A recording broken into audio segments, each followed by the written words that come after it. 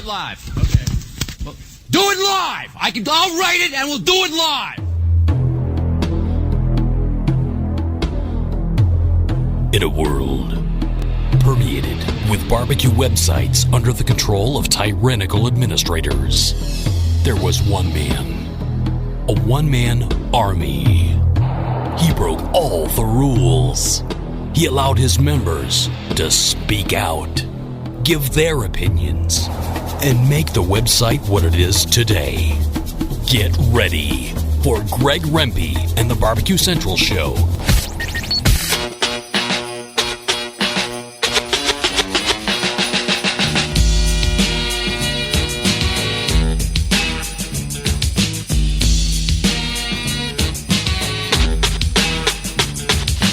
Live from Cleveland, Ohio, it's the Barbecue Central Show. Oh, yes, it is.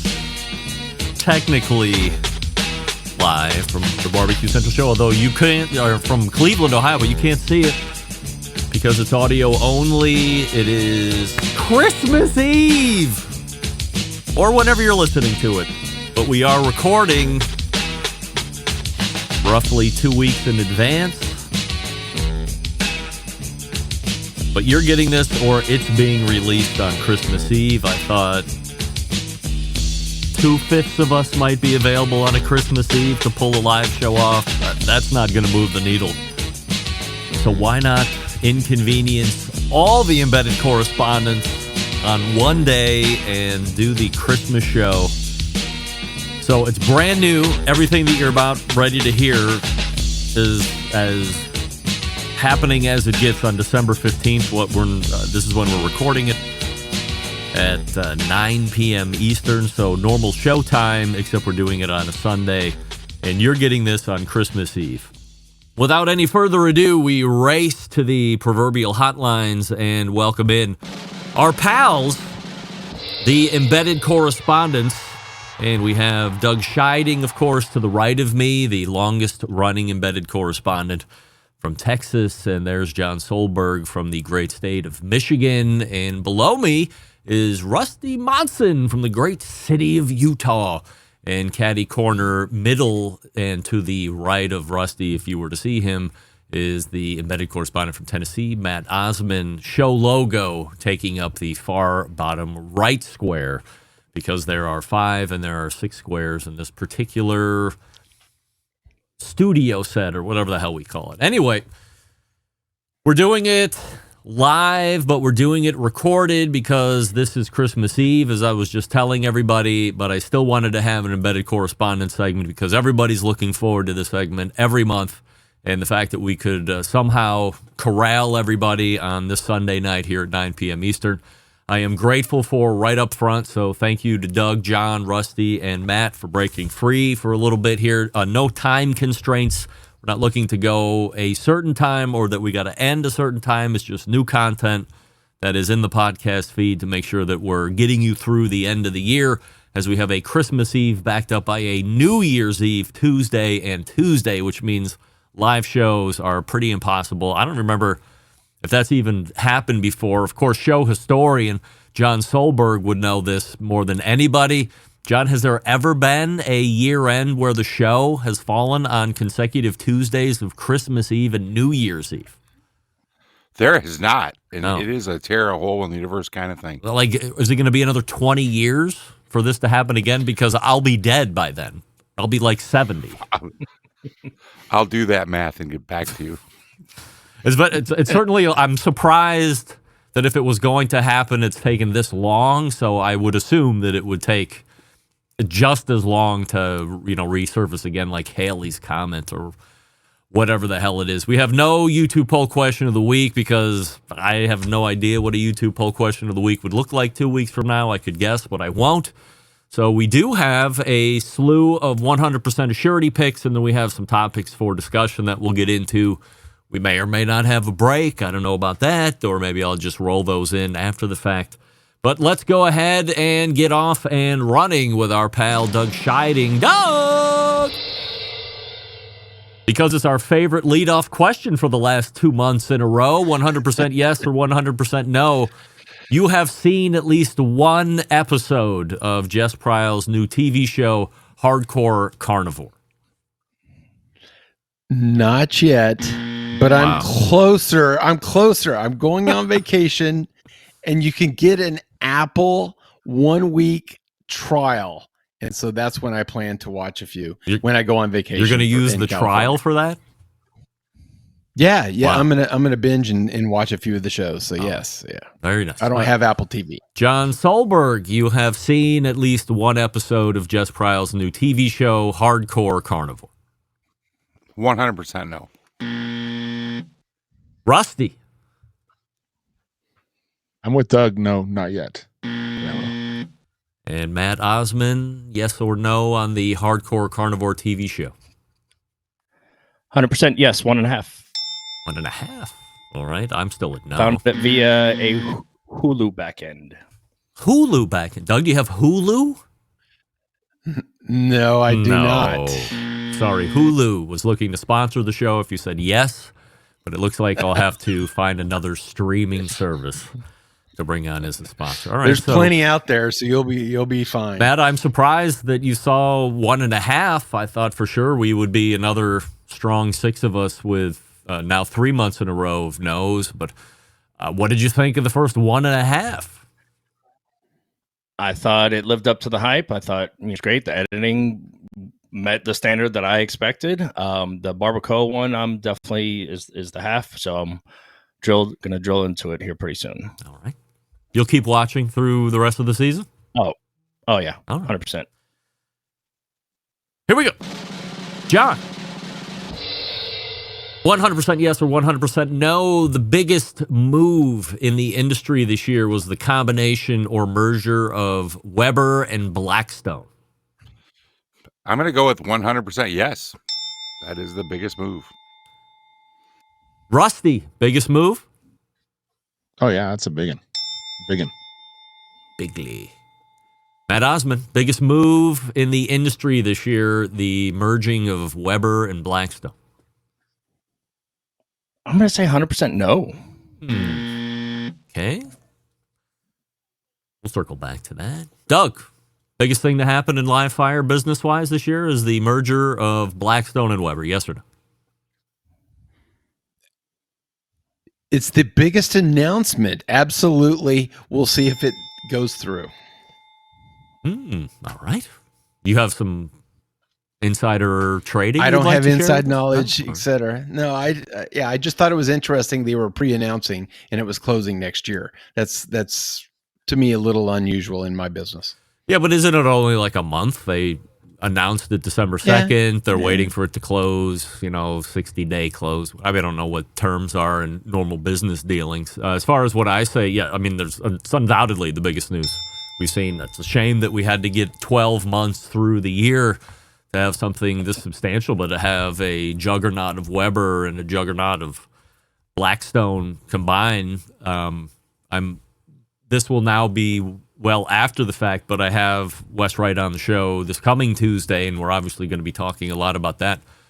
But do you think that there's some type of, monopoly or not allowing the customer to have a certain amount of competition for this deal to be potentially nixed before the close of January? No, it's not over till it's over, and you don't announce it until the ink is signed and everybody. But maybe it's all signed and everything. It just maybe Blackstone wanted to finish out the year for their financials, and that's the reason. But to me, it's interesting that they announced it before the actual effective date, which is unusual in my business brokerage industry. John, do you think that the merger of these two companies will benefit the consumer? That's a good question, and I'm going to say yes, it will benefit the consumer. It just expands that portfolio out. It takes two cult-based followings. Actually, one cult-based following adds a brand new, fresher cult-based following. Ultimately, it's going to drive, I think, costs down, mass production. So, yeah, I'm going to say it's going to help the consumer a lot. Rusty, do you think that over time, Weber, the name, or Blackstone, the name, will be dropped at some point? They're saying they're going to operate as two separate companies after this whole thing closes, with the current CEO of Blackstone taking over the helm of the new combined company. But do you think that we will see a name drop at some point in the future? Yeah, probably. Just like Max, HBO went to Max. What the hell was that? Like, you used to think it would go the opposite way. Probably, not to confuse everyone, eventually, probably. Because they're both great. They're huge names, like huge. So it'll take a while, but I think so. Which name do you think would stay? Weber. That thing's classic. That's old. Well, I don't know. Again, with HBO, but you never know. But it definitely would have to be Weber, because Weber's been around for decades upon decades upon decades. So it'd definitely be Weber. Matt, do you feel that as both companies operate independently, they will be quick to let one company take the helm of whatever overlapping products they have? For instance, both have flat tops, obviously. Do you think that Weber's would go away and Blackstone will remain the griddle maker? Okay. Sorry about that. Automation. Get your best every time. Do you think that Blackstone will keep the griddle, Weber will make the griddle go away? What do you feel about the overlapping products?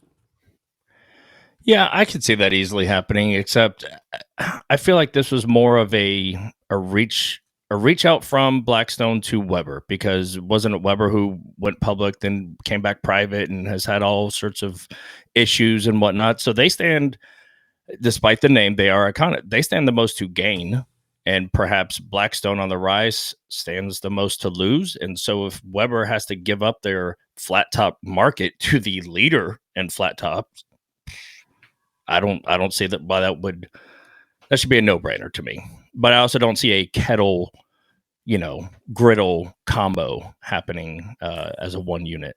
Ooh, John, as somebody who appreciates cookers of all forms and fashions, would you like to see a griddle and kettle combo? It doesn't really work, right? And like a kettle is a kettle. It's a charcoal. It doesn't work. No, but you could have a kettle and a griddle all in one, like an air fryer and a griddle, but a kettle and a griddle. Now that's sexy. Okay. I'm going to have the air fryer gas grill combo first. Thank you. I don't believe that for a second. Rusty, you would like that combo, I feel like, being Mr. Positivity. I think you're on mute. Well, all right. Well, he likes it so much he's at a loss for words, so we'll continue on. He's cussing profusely. I guess. He's self-censoring, which I certainly appreciate. Self-censoring, exactly. I'm going to also skip over Rusty at this point because I don't know if his audio is in or not, so we'll go to Matt. 100% yes or 100% no. Matt, the World Food Championships are overrated. 100% yes. Rusty, 100% yes or 100% no. The World Food Championships are overrated. Can you hear me now? Yes. I don't know. I've never been. I want to say no. It seems super cool. I want to say no. So you will say no? Yes. My final answer will be no in a vacuum. Right. John, World Food Championships overrated. Oh, 1,000,000% yes. Overrated. 1 million? Then we'll give you this. Wow. Going 1,000,000%. Doug, 100% yes or 100% no. The World Food Championships are overrated. Well, it's probably hard to guess my answer on this based on the latest or last week's best of. So for barbecue, abso-friggin-lutely. What about in general? I think for the regular chefs, are there mini contests that for Kitchen Stadium? That was different. I competed in the barbecue, I competed in the Kitchen Stadium, and the Kitchen Stadium was a unique experience. But overall, is it overrated? Yes. But Mike McLeod is one hell of a marketer. I don't think there's anything like it. So Whether there were hurt feelings this year over some judging issues or years past, or barbecue has felt like the redheaded stepchild to whatever happens in Kitchen Stadium, I've never been to one. Maybe I'll go to Indy next year. I had a weird work thing pop up where I wasn't able to scoot over there just to see it live in person, but Jay from the Grill Coach podcast was there for the better part of a weekend, and he thought it was pretty cool, and he was looking at all aspects. All going to say, because it is unique, because there isn't anything like it that is competing, I would say no, it's not overrated at all. I don't know where you rate it because it is unique, and I agree with Doug and everybody else that was shaking their head about Mike McLeod. He's certainly been able to start something from the ground up, get it to where it is. Sold it a year ago with IMG or whatever, they merged IMG and trying to take it to new heights, and there could be a TV show that is spinning off of this, as Mike mentioned last week, but we'll see about that. All right, let's go back to Rusty. Probably a bad question after seeing this in hindsight, but why not ask it since it's there? The World Food Championships is underrated, yes or no? I want to say yes. I want to say that it is. So yes. Yes. Matt, underrated? No. Doug, underrated? It's weird, but I'm going to say yes. Yeah. Why? Because for excluding barbecue, for the chefs out there and the way it's really set up more for on the Kitchen Stadium and that side of things, really to be more of a chef type experience. And barbecue is kind of sandwiched in, I think. And I think if he concentrated on more of the chef side, that he would actually have better results. John, World Food Championships underrated. Oh, 100% yes. And I'm just answering that way because if you're dumb enough to stack these two questions in there, this is the dumbest series of questions you proposed to us all year. So I'm just going yes because I'm exercising my franchise. Wow. I don't know if you've ever heard this statement before. That's one of the most intelligent questions anybody has ever asked me. Well, I do have that ready to be fired off in case anybody ever says something like that again. John. I go yes, it is obviously underrated because, as I had said before, it's nothing really is like it or can be compared to it, so it is underrated. Back to Doug, 100% yes or 100% no. You are excited to hear the Memphis in May interview I have locked in for January. Yes, I am, but I did check. Smoke Slam is occurring the same weekend. Of course. John, you are excited about the Memphis in May interview I will be doing in January. 100% no, I am not excited one bit. Little too late. Rusty? If they are aware of the drama that was all of 2024 and 23, then I'm absolutely 110% excited about it. I don't know how they couldn't be. Matt, you are excited for the Memphis in May interview I have locked in for next January. Abso-freaking-lutely. 100% yes.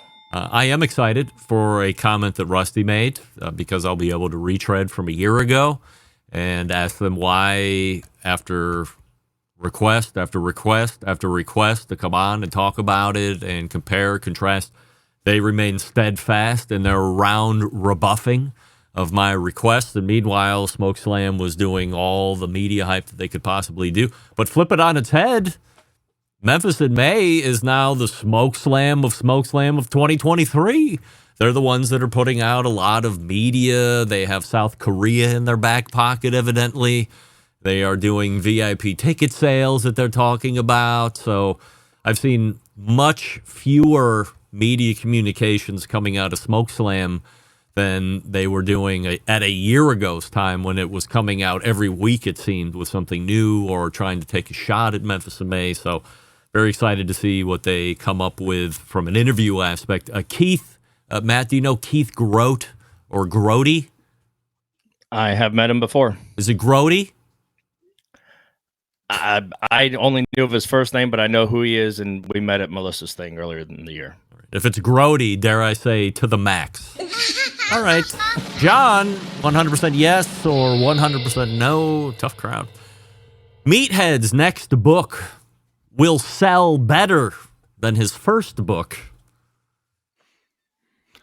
Unfortunately, 100% no. Rusty, yes or no? No, his first one was great. Very quick on the no. Matt, 100% yes or 100% no. Meathead's next book will sell better than his first book. 100% no. Doug? Wow, I'm the outlier. I'm going to say yes, it will. I'm going to agree with Doug and say yes, it will. Doug, why do you think so? I actually think Meathead, even though he's known in the barbecue community, he has more notoriety because of his first book. And even if some of the information is the same, I think more people. I'm going to buy it. Well, I'm sorry, but no, maybe not. I think that people that bought the first book will buy the second book as well. I agree with Doug. I think the first book doing so well has a built-in fan base. I think his Pitmasters Club has gotten bigger since the first book, so you got built-in buy there, and I think he'll start doing TV shows again, and evidently it was quite a hit. And was it a New York Times bestseller? He said last week that it had sold over 250,000 copies. I don't know if that's from release to X date or if he's still adding on copy sales. I mean, according to Michael Simon, 250,000 copies of any book is a big sale. So I would say enough time has passed between one and this one. So your palate isn't fatigued from Meathead, which is easy to do when you hear him talk. And I think there's some remediation that's going on in that book, but I think there's a lot of new material that people are going to be interested in reading about and trying to be the nerd of their friend group if they're hanging out with a bunch of other foodies and they're not into it as they are. So Doug and I say yes, Meathead will sell more books the second time around. I lost track. John, did I just do you or is it Rusty? All right, let's go with John then. John, 100% yes or 100% no. You will buy Meathead's book next year when it is released. 100% yes, I will buy it. It can sit next to his first book on my shelf unread. Like the second book will be unread. The spine is not broken. You get more for trade in that way. He did break the spine and autographed it. Oh. And I actually won it on your show prior to working with the brand for you. Really? All right. Yeah, I won his and Derek Rich's all in the same show. Look at you, big winner. All right. There's a lot of money getting won back in the day. Rusty, you're going to buy Meathead's book. Yeah, of course. I'm looking forward to it. Matt, you're going to buy Meathead's book? 100% yes, I'm going to buy it. You didn't sound too happy about that. I mean, I'm not a, I'm an, like you don't have I'm an auditory learner. No. Oh, you mean you can't read? I don't enjoy reading as much as I enjoy listening. Doug, 100% yes or 100% no, you will buy Meathead's book when it is released next year. Absolutely. I want to hear and learn about the 75% new stuff. All right. I will not. Not even going to pretend like Matt is. I am an auditory learner. I'm not going to buy that book. If he sends it to me, it will be up for a prize, and maybe John will win it and keep his streak going. Here's a follow-up question. Meathead and Meathead alone, Doug, should also do an audio book of his second book. Yes, absolutely. Quick yes. John, Meathead should do the audio book. Oh, fuck no.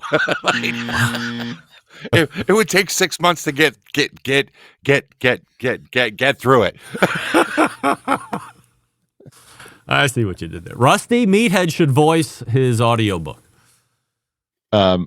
Always, because I also need to listen and not read.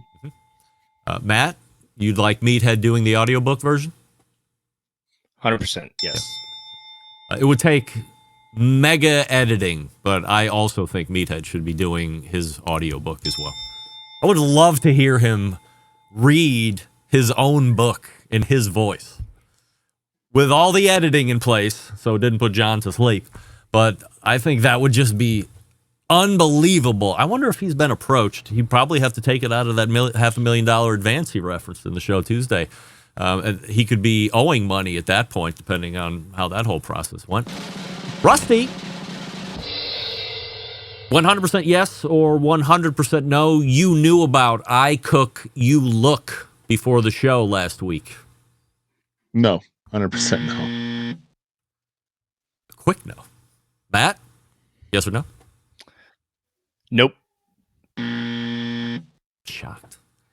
Doug, 100% yes or 100% no, you knew about I Cook, You Look before the show last week. Nope. John? It's up to you to make it unanimous. 100% no for me. I did, actually. Wow. I can't believe. I mean, I'm most surprised, I guess, at Matt and John, because this guy's got close to 300,000 Instagram followers. As we all know, John is the media maven of Instagram with all of his videos. I figured, like him, animal-based Bay, and the guy that was on with the six-pack abs would show up in your algorithm at some point. And this guy cooks live fire, and he looks like a gang of fun. I mean, an open book. I can't wait to have this guy on the show again. There's a whole bunch of other cool stuff that we're going to learn about this guy. He never once has shown up on your feed? I've you never, remember? Ever. Wow. Period. No. I don't. Rusty doesn't surprise me because I feel like he's busy. He's not scrolling at all anymore. He's just, the only thing he's scrolling on his phone is like the Square app to charge people for that brisket sandwich or pulled pork nachos or whatever you're doing. So it's never showed up on your feed once, Rusty, that you can remember? No, and I would know. Yeah. I like following people like that. I do follow people like that. I enjoy following people like that. Never once, nothing. Yeah. He's got a signature opening line of every video. Oh, what the hell is going on, everybody? And then he gets into it. Every video. What the hell is going on, everybody? Look for it. Now, all the phones are listening all the time now. I'm totally convinced. So it will show up on Instagram later tonight. Trust me. Last one, Matt Osmond, 100% yes or 100% no. You have cooked a frozen turkey since last show. 100% no. Doug? Oddly enough, yes, I did today. Today? Today. All right, we'll get back to that here in a second. John, 100% yes or 100% no. Oh, you cooked one last time, so you have already. I remember you saying that. But you've done it like you did a long time ago, well before this whole Chris Young thing, right? Just because you're correct. Yeah. Because actually, me dad talked a lot about it years ago, cooking frozen meat. So that's, it's not a pioneering thing. Meathead has already covered it. Rusty, you have cooked a frozen turkey since last show. Absolutely not. No. I did say I would cook one before the end of the year. That means I still have 2 weeks left. I have not done it. I mean, there's no way I'm going to do it. But I'm going to do prime rib for Christmas again. I know that, but there's probably no way I'm going to be doing a frozen turkey. But you never know. I've seen some 10-pounders still floating around the frozen aisle in the grocery store and over BJ's Wholesale Club. That's more my size than those behemoth 22 and 25-pounders that you only had to pick from. I think I'm going to do a sponsor here, so go ahead and kick back just for 2 minutes and 30 seconds, and when we come back, we will talk further about recaps of 2024 and what we might like to see in 2025. What you see on your screen, I don't even know why I'm doing that. I'll come back to me. You can't see that. It's audio this time around. Are you excited for Christmas Eve? It's tonight. I hope Santa brings you all the gifts that you're hoping for, or whoever your mythical creature is of whatever holiday that you follow is. All I know is this. If you go to schwankgrills.com right now, SCHWANK, Schwank Grills right now, you might still be able to get the Christmas bundle pack, which is what? Go to schwankgrills.com, you grab the grill that you want. It is in propane fuel, or you can hook it up to the house for natural gas. Up to you. I prefer propane, a little bit more portable, but you do whatever you want to do. Now, if you get the grill, regardless of fuel, you will also get, for the cost of free, a grill cover, a pizza stone, a pizza peel, an apron, and a cutting board. That's a lot of free stuff. Once again, all you have to do is go to schwankgrills.com. Schwank is spelled SCHWANK. Schwankgrills.com, and buy the grill, and then in tow, you will get a pizza peel, a pizza stone, a free grill cover, an apron, and a cutting board. No reference of special codes or get it in by this date or anything like that. Head on over to the website, order it up, and away you go with some great free stuff on top of that. You can go to schwankgrills.com. You can also visit my main website. Scroll down to the sponsors page and click on the Schwank Grill logo.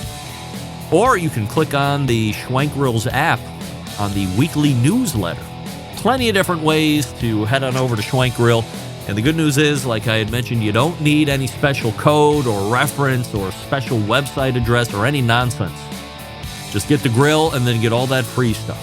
We are back with more Embedded Correspondents right after this. Stick around. We'll be right back. You're listening to the Barbecue Central Show.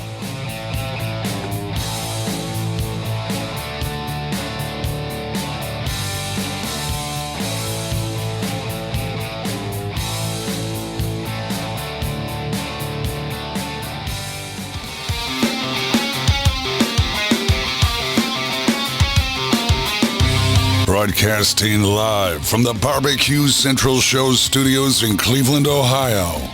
You're listening to the Barbecue Central Show. Once again, here's your host, Greg Rempe.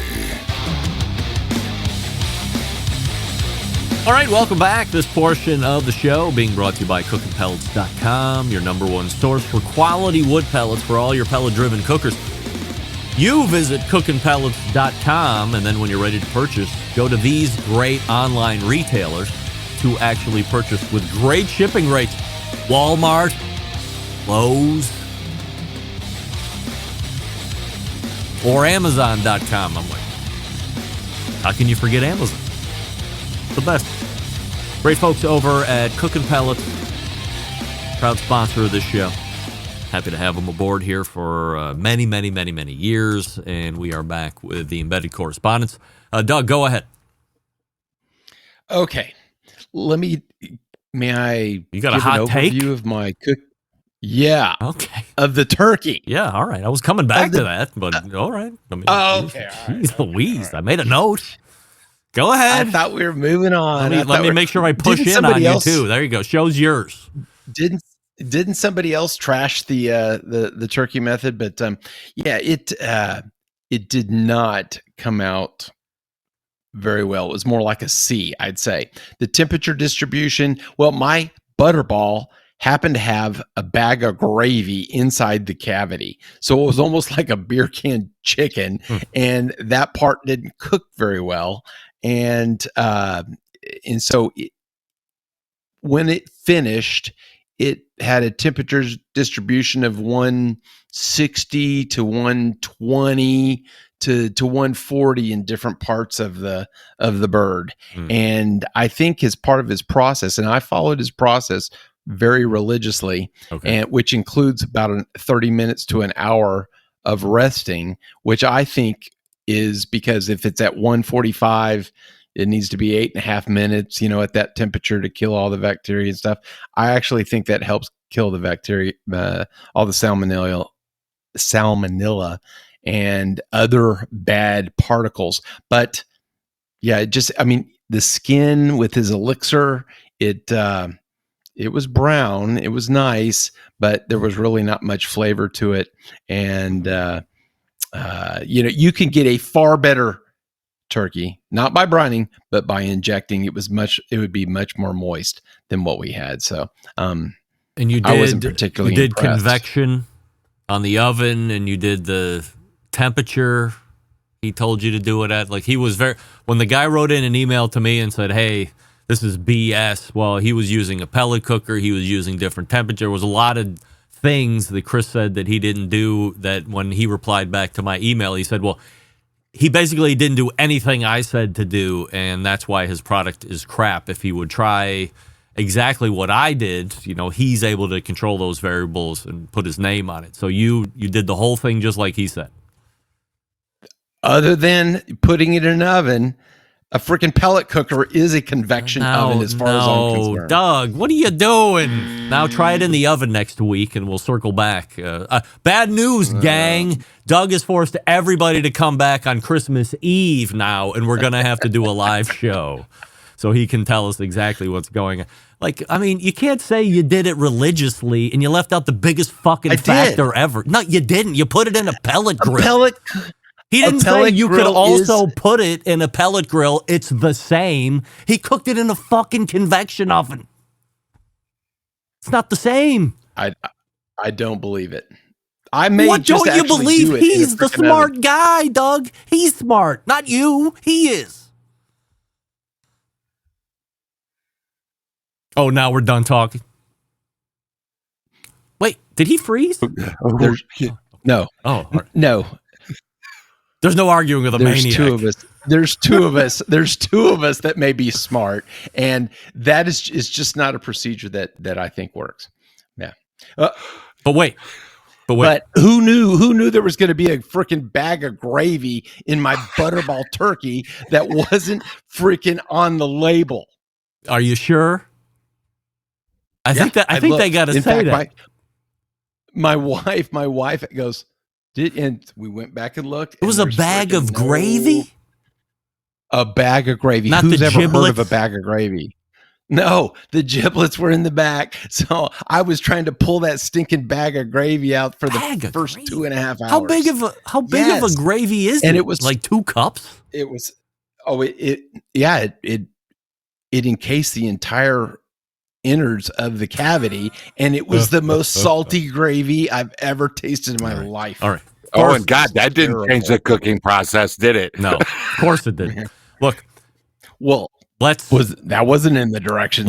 Of course, he said get the turkey without the 4 cups of frozen gravy in the cavity. I think when I went back and listened to that's it. Right. That's right. He did. Yeah. So let me apologize. Of course, we know Doug is one of the smartest guys that we know. I'm just having a little bit of fun at Doug's expense. The new assignment, Doug, is to find a turkey frozen that doesn't have. I never even knew turkeys came with gravy in the cavity. That's the first I'm ever hearing of it in my life. Rusty, have you ever heard of gravy in the turkey? You're on mute again. No, you're good. You're good. I could. Oh, no. All right. He's got to reconnect. Matt, have you ever heard of gravy in a turkey? I have heard of it, and you know what? I'm going to do it. I'm going to do it this weekend. Like, I don't care. There's so much about it. I got to see. I'll be the tiebreaker, if anything. John, you've never heard of gravy in a turkey, right? No, of course, I've never tried to. No, but they make them fully cooked now, so go figure that one. Yeah, right. That's right. Rusty? How about now? We good? Yeah. Sexy. Yeah, the white packets, right? I've seen them in there. Yeah. No, I don't think that's what Doug's talking about. I think you're talking like you just the white heat it up. packets are the gizzards. Oh, they have. I don't know. I've seen white packets had stuff in them in one of the turkeys I got a while back, and I think it was a local. I don't think it was Butterball. So. Yeah, I think those are like the hearts and the organs and stuff. Like Doug's talking about like 4 cups of gravy. It was. A clear packet. Yeah, it was a clear packet. And wow. I've never heard of that. Well, now I have to be on the double lookout because to be clear, I've had the gizzards. They were separate. They were all in there. Yeah. They had a little packet that you could, is concentrated mirepoix or whatever the heck, not mirepoix, but you know what I'm talking about, demi-glace that you were supposed to put in. It wasn't on the label, so it's hard to know. Wow. All right. Well, look, PSA for everybody going into next Thanksgiving. Make sure you look at that innard of the turkey to make sure that thing doesn't have gravy frozen in it. Otherwise, you got trouble in River City, especially if you're looking to do the Chris Young frozen turkey method. Matt, report back next year on how that frozen turkey goes. Make a note and feedback to us. All right, so we're done with the assurity questions, and since we are not in live show and we will be well past the first, in fact, the next time we get together, we will be in January as 2025 will be rapidly coming to a close at that point. Let's talk about best things and the show of 2024. Doug, who was the best new guest in your opinion in 2024? I changed this answer a couple of times, but I'm going to go with Andrew Zimmern. Mm-hmm. John, who'd you like this year new? This is a fantastic question, and I'm going with Travis Brown. Really? Yeah. What did you like about him the most? What drew you in? You know, he just laid out like something that I wasn't expecting. You know, just his story, and it was like, it's like that. It grabbed me, and I was listening. It was like a whole different kind of a show for me. So I just said, like, yeah, it's Travis Brown. I think is my best new guest, and the story of the farm and all that is in there as well. So it was a bigger kind of a picture. Rusty, who do you think the best guest in 2024 was this year on the show? Listen, this is not recency biased, but Miss Southern Shell herself, I think, was the one I was looking forward to the most all year. When you announced that, I was like, finally, because she's awesome, and she is probably one of the more underrated people out there in the industry, especially when it comes to the knowledge that she has for cooking that she shows here and there, but is overshadowed by her very much popular husband. But yeah, that definitely is it for me. Best new guest. So, like Doug, I went back and forth, but I went really shallow. Me. That's awesome. That's awesome. I mean, hard. I asked the question, and you are a new guest, so certainly you fit the criteria there. Good for you. I went back and forth, so I'm thinking, for me, best new guest, and I'm looking at it in a number of different ways.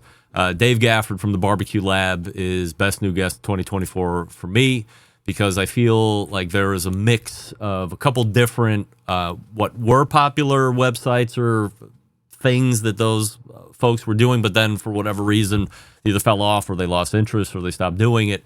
Him and his wife really appear to be into it, both from a business standpoint, but more importantly from a consumer's standpoint. I feel like he might be more of a consumer's report type of website for all of the cool stuff that is coming out. So if I ever feel like, am I going to spend my money on this? Where should I go to see if this is going to be a waste or if there is actually some value in this? I definitely go over to the Barbecue Labs YouTube page, see if they've done a video on it. And if it's even somewhat recent, they've done at least one video on it. And they never tell you, I don't know if I've ever seen anything that was like, this sucks or run away. He's like the food critic here in Cleveland. You read through the review and realize, what isn't he telling you about? And if that's something you wanted to know, then maybe you should kind of steer clear of that product. He does a whole bunch of great testing and a lot of great information. So Barbecue Lab is my favorite guest here for 2024. Best new guest of 2024. A favorite guest of 2024. Doug. My favorite guest was Chris Young. Really? Yes. His especially the PhD class that he gave on steak. That was, to me, that was the most memorable segment of the year. Your favorite guest, John? James Howe was my favorite guest. yeah, he brought forth a lot of information. I'm like, oh, I never thought about that. I didn't know that about gear. And I was like, and to me, I was really intrigued by that. Rusty, favorite guest of the year?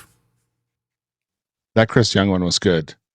That was really good. I'm going to stick with the first one. I just liked it. I don't know why. I'm just a big fan of hers. So Rochelle, best new guest and just best guest. I just really enjoyed it. That was a lot of fun for me. I liked having her on. I thought it was really cool. So that one, I know it's new. Probably they're factoring into it a lot, but really enjoyed it. Matt, best guest. What was her name? Katina. She was this year, I believe. Katina Desjardins. That's the one. Yeah. You liked her? That was good. I did. Look, her edits that I did on Instagram, they murder. They're the best ones I ever did, and it's her fans that somehow must be scrolling back through her Instagram feed and see it. They got tens of thousands of views, and I don't have any Instagram edits that get any more than 600 views or maybe 1,000. I mean, it's pretty embarrassing for me, but for her fan allegiance is high and ravenous. So very, very good guest. I should probably have her back on. She's done a lot of cool eating since then. For me, favorite guest of 2024, and it's not even close, is Robert Moss. Every single month, except this month, every single month, talking about the history of Southern barbecue and how it's evolved and a number of different. I really tasked him to go into history books and say or I would just give him an idea of a segment and he would come back and go, I did all this research and we have all this. We might not have enough time for the segment considering all the stuff, or I've written extensively about this and I don't really get to talk about it. It was 11 months of incredible segments. So my favorite guest, and again, it's not close, is Robert Moss. A couple more questions in this vein. Most improved guest. By the way, nobody's getting any prizes for this. You only get prizes, a.k.a. rings, if you make it into the Guest Hall of Fame, which all of these people have the opportunity to do if they're not in it already. Doug, who's your most improved guest? Actually, it's interesting that you said Robert Moss for your favorite guest, because I didn't want to duplicate answers, but Robert Moss is the most improved guest. All right. The segments this year, I totally agree, were fantastic. John, most improved. Jess Prowse, all time winner. Rusty, most improved. Funny, when I read that question today, the first one was Robert Moss. It wasn't even close. I was like, I love listening to his. At first, it was cool. It was all right. I expected more, but as it went on, it's been super great. And by the way, the Katrina Eats thing, I have to change my vote. I forgot about her. She was my favorite. She's your favorite. Katina Eats Kilos. I've been following her for so long. I'm a big fan. So yeah, they're tied. Are you a bigger fan of her or her husband, Randy? Oh, not Randy at all. Randy's a doof. Yeah. But I like her a lot. She's really cool. I started with her and I found Randy through her. I feel like Randy could beat us all up at the same time. Oh, absolutely. He would hold all of our faces down in the snow at the exact same time. Matt, most improved. I'm going to go shallow, but I think that yours and his banter improved. Sam, the cooking guy. Most improved. All right. I'm going with John, Just Pryles, most improved, and I would hazard to say, as I said, with Robert Boss being my favorite, not even close. She showed up 4 times this year when she was off of her regular scheduled quarter, made it a point to come on, to make sure she made all 4 visits, even if they weren't on quarterly time. There was a whole new Just Pryles that showed up this year. And as she uttered the great line that I've now captured on my soundboard. Great. I don't give a fuck. Absolutely is what seemed to be most apparent as she was coming in. Great information, obviously very knowledgeable, but just shed a layer of insulation that was up for the last couple of years. John, was there anything specific that you thought she brought to the table this year? I'm gonna no fear show, right? Yeah. Before this year, I could give two fucks about Jess Prowse. Wow. I don't want to hear her. When she comes on your show, I'm fucking leaving. I got no room for that bitch in my life. And then all of a sudden this year, she became this. I'm like, seriously, don't give a fuck. She was a different person. She turned the lights on in the studio. She came out as a warm, caring, no chip on her shoulder, live fire or meat educator, just totally changed. And I went, holy crap, this isn't even the same person for the last. She was just like, just blew me away. And I felt bad because I thought before she was a word I'd rather not say. But she just won my heart. Wow. All right, last question. This one's going to be tough, but why not? As John said, we're courageous on this show. What guest would you like to see cut from the roster in 2025? By the way, let me preface any answer by saying we're just giving answers. That doesn't mean I'm going to be cutting anybody, but we're just throwing out answers here. Doug, who doesn't make the cut? Who does make the cut is what you mean, Yeah, right? Yeah. It's interesting. I actually thought about David Gafford, but obviously we disagree on that. But I would say Barry Enderwick of the sandwich history. Doesn't make he gets cut. He gets cut. John, who gets cut? Susie Bullock and her pet boy Sherman. It's Todd. Rusty. You don't get the reference. Rusty, who gets cut? I don't. I'd say Meathead, just because I'm like meh at this point. Matt, who gets cut? I second the motion. Author Meathead. I third the motion. Meathead. And he's going to sell more books next year than his first book even sold, if you can believe it. It's craziness. All right. And I think that goes to... All right. It's the holiday season. It's too late. Look, gang, if you're listening to the show and you can only be listening to it as early as Christmas Eve day, well, so maybe it's not too late. Maybe you've procrastinated all the way up until this very moment and you've realized it's Christmas Eve. You got to get some gifts for your live fire loved ones. Doug, best gift for the live fire person in your life in 2024 is what? Well, other than the Doug's rubs that I sent to you, and as well as the Szechuan oil that I sent to everybody on the call today, what? I would say the man. What? Szechuan oil. The man. Oh yeah. Obviously, you haven't received it then. Oh. So, the Man Kitchen shears. Like the guys that make the pepper cannon? Yes, his shears are $20 and they are better than my Cutco. They're better than I have 3 pairs that are $100 and his $20 are fan-friggin-tastic. Can you get through the back of a 20-pound turkey? Yeah. Yes, you can. Oh, all right. That tells the tale. John, your pick for best gift for the live fire person in 2024. As well as anybody else in your life, everybody in live fire needs a fire extinguisher. That's right. Everybody in your life needs a fire extinguisher, above and beyond. Do you buy into that fire blanket thing that I'm seeing on the television now where they make fun of fire extinguishers on how hard they are to operate, instead pull the sheet out and then toss it over? Last year for Christmas, my crew on the job, I bought them each one of those, and that from that company, those fire blankets. I'm back to after I gave away 40 of those. I'm back to the fire extinguisher. I prefer a fire extinguisher over the fire blanket. Interesting.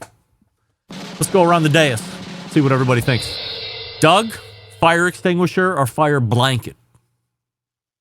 Fire extinguisher. Right. Rusty, extinguisher or blanket? Extinguisher. Matt, extinguisher or blanket? Extinguisher. right? Because I love to make a mess. It is a fire extinguisher.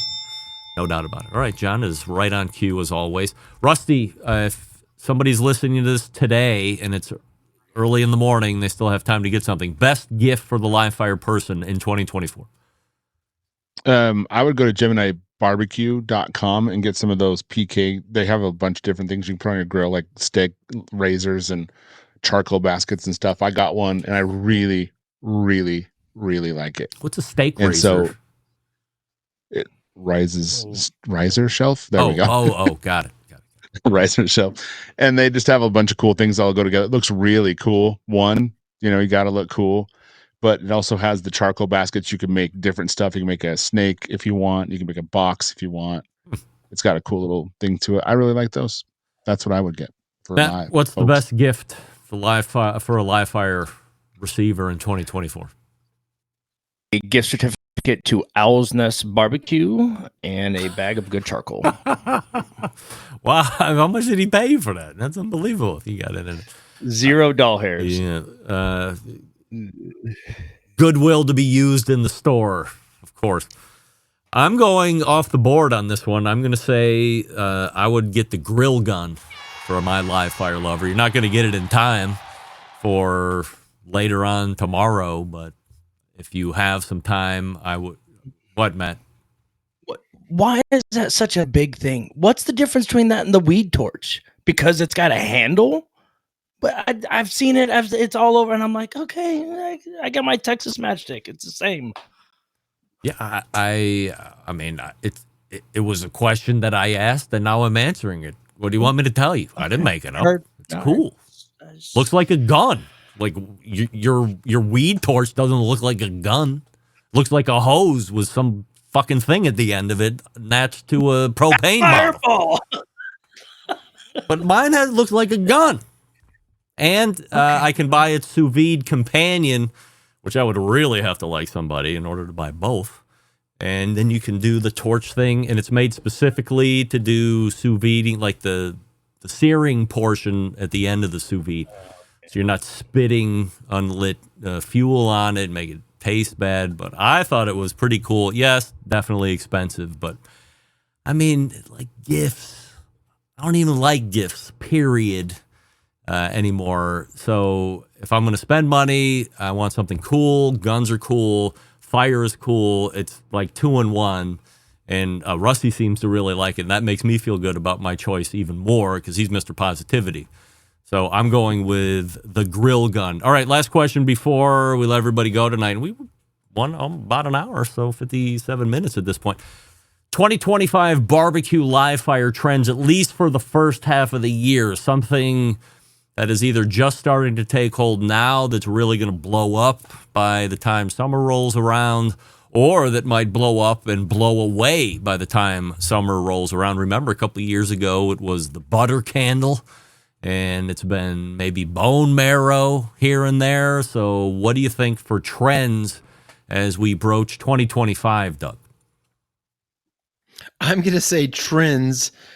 Weber's going to go on another, Weber, Blackstone, whoever, is going to go on another buying spree, and their trend is going to be they're going to buy another company. It's going to be a pizza company, a pizza manufacturer. Right.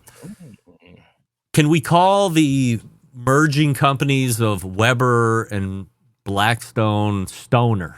Is there any way we can do that? Stone, Weber, Stoner. I like it. John, trends of 2025. The only trend I see, you actually mentioned it, it's coming back, and I'm going to call it bone marrow. It's going to fizzle out fast. That is the only thing hitting me right now. Rusty, what are you seeing for trends of 2025? I think you're seeing a lot more combo grills. I think people are going to come out with much more stuff attached to stuff. That's what I think. Matt? I think the open fire continuation really expands in 25. Yeah, I am seeing a little bit of that. I'm not going to poo-poo on that. Al Fragoni is real big on showcasing a lot of gaucho grills at this point. He's the king of live fire cooking in that realm, and everybody wants to be like the number one guy. I think the trend for the first half of the year, we're going to see people going back to wanting to learn how to start and manage a fire. They've had fun with pellet cookers, And now we're going to go back to bullet styles cookers, learn how to do those vents, or you're going to get an offset cooker because you want to learn how to throw sticks in the fire just so you can be a pit master.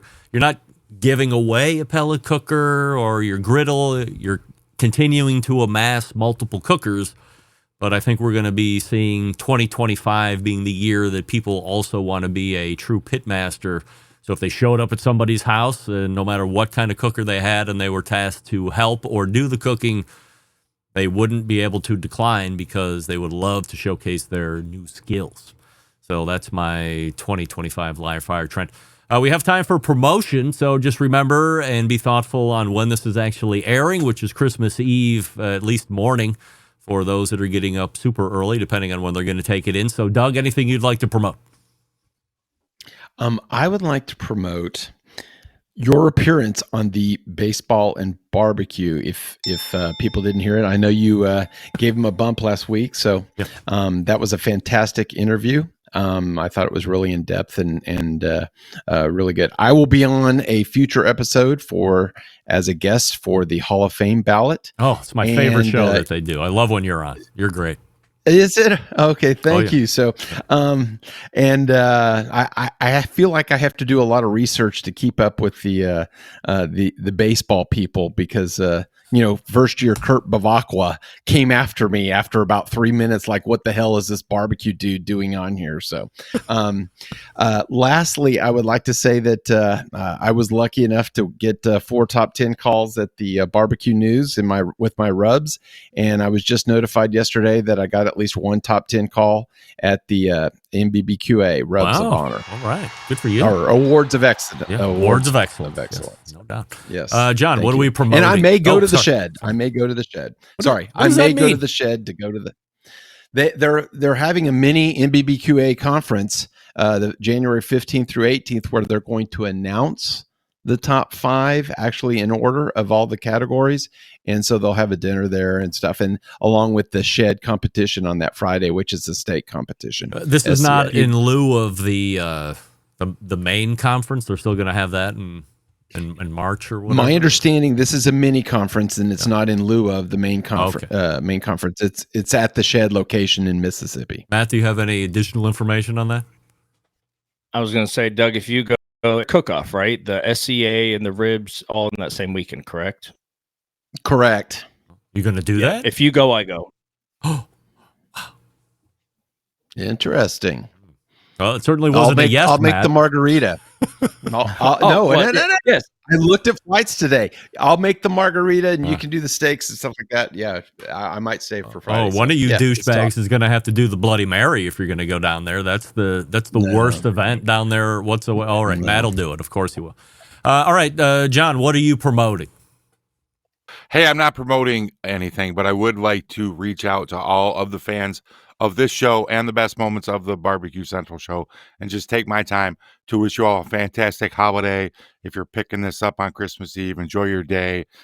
Just thank you. I want to thank each and every one of my fans who listen to my show that come from your show, because without them, I don't get to do my show. So happy holidays, Merry Christmas to each and every one of you. I appreciate you all so much. Thanks for showing up every week for me. Rusty, promotion? You can listen to my food truck podcast called On the Road to Food Truck Podcast. All right. That has 2 new episodes out, by the way. Or if you want, I've been guest hosting on Right on Cue podcast. You can listen to that as well. And yeah, happy holidays, guys. Hope it's awesome. Matt, what are we promoting? Just like to give a big thank you as the year comes to a close to you, Greg, to you, John, to you, Rusty, for allowing me and welcoming into this network this year. Yep. And to come on over to Bellevue, Tennessee, for what? You thanked everybody but Doug.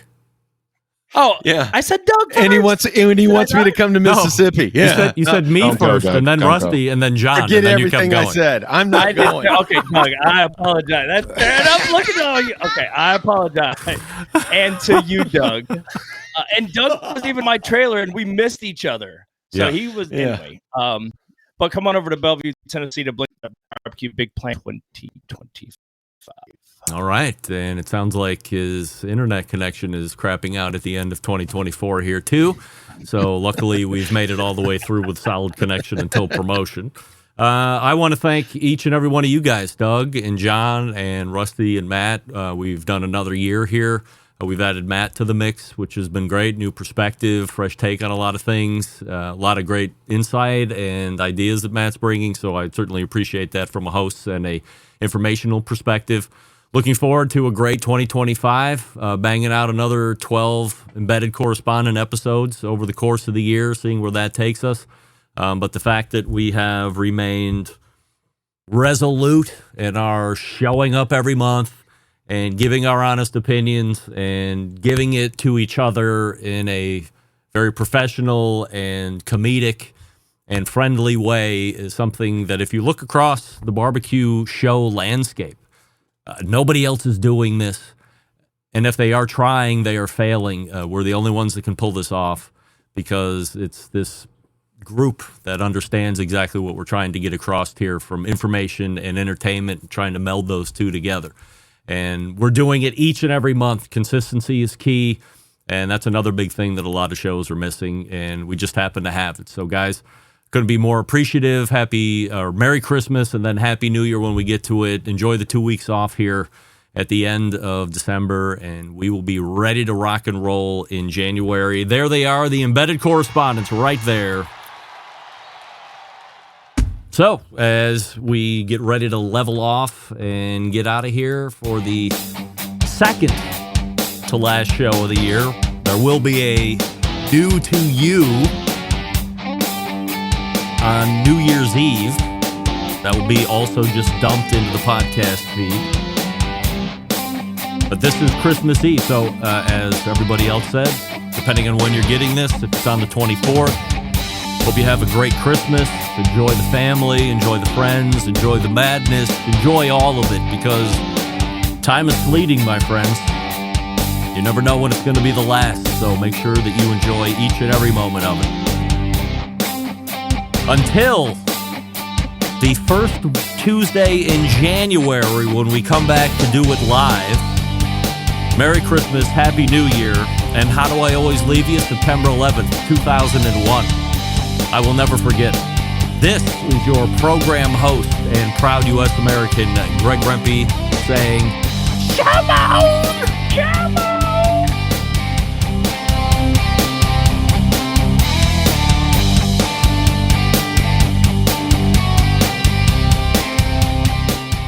Hi, this is Jeff Stone of Grandpa's Pride Barbecue from the Panhandle of Florida, and you are listening to the Barbecue Central Show.